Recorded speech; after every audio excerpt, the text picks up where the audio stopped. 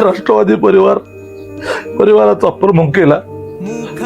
अचानक असा इतका महाराष्ट्रामध्ये जीव तोड काम करणारा नेता, पहाटे 4 वाजता उठून सगळ्या समाजाकरता दिवस रात्र काम करणारा नेता अशा पद्धतीनं जाईल असं स्वप्नात सुद्धा वाटलं नव्हतं. हे घडलं.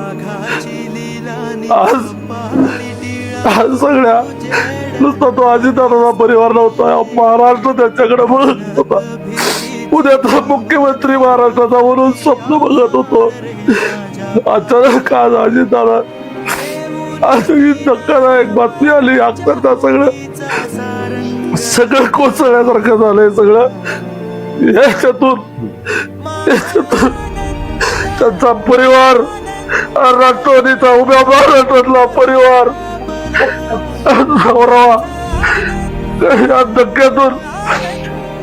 या धक्क्यातून सगळ्या कार्यकर्त्यांनी, महाराष्ट्रातील अजितदादावर प्रेम करणाऱ्या सगळ्यांनी सावरलं पाहिजे.